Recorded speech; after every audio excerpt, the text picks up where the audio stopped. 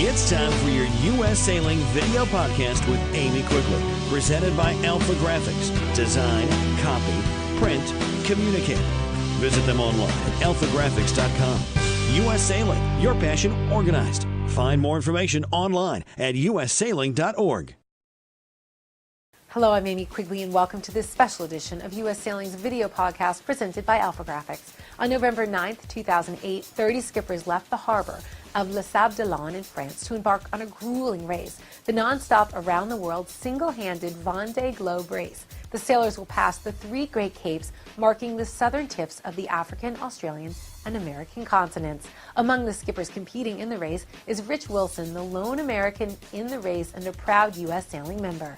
At 58, Rich is also the oldest skipper competing in the event. A native of Boston, Massachusetts, he's a very experienced long-distance sailor, having set several Clipper world records, including for the San Francisco to Boston route, the Hong Kong to New York route, and the New York to Melbourne, Australia route. So doing a non-stop around-the-world single-handed race is right up Rich's alley. It's 25,000 miles, and it can take up to 100 days. Wilson is racing the Vendée Globe on board Great American 3. It's one of the oldest Open 60s competing in the race. It's already been sailed around the globe in 3 separate races by other skippers.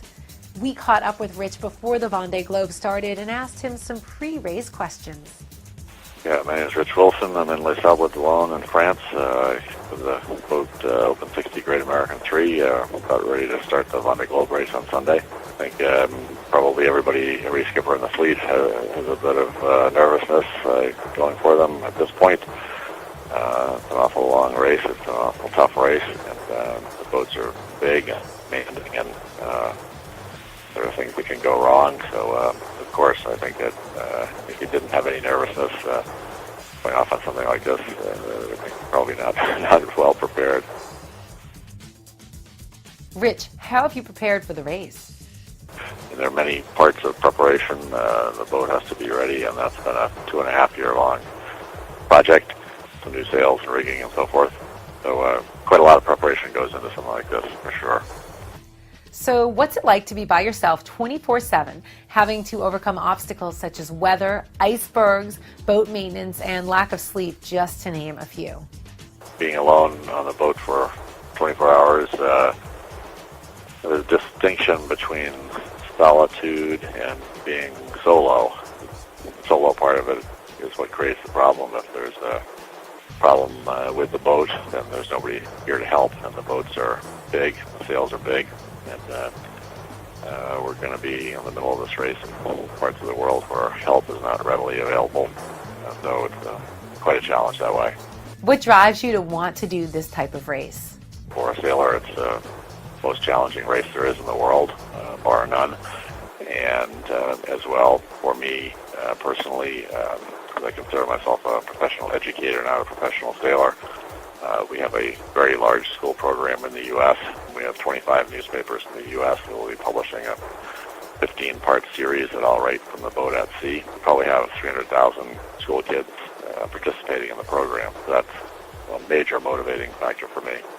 Can you tell us a little more about your boat, Great American 3? Great American 3 is an Open 60. It's a Mocha class, 60 feet long, 4.5 meters deep, and there's stability regulations as well. It was designed by Bernard Nevelt, 1999, built by Terry Dubois, who also then raced the boat in the Vendée Globe 2000, as well the Around Alone 2002. The boat was sailed in 2004 by Patrice Carpentier, a yachting journalist here in France. So a lot to do with one person rather than the 11 that used to sail on 12 meters. It'll be a big challenge. The French say quite directly, if you're first or last, you are a winner. I appreciate and frankly admire that approach, because the important thing is to participate. If I finish the course, it will be a great achievement for me, and more importantly, I want to show to the kids that even if you don't have a chance to win, you still go out there and you do your best and you participate in the things you want to participate in. That's all for this U.S. Sailing Video Podcast presented by Alpha Graphics. We wish the best of luck to Rich and to a safe return home.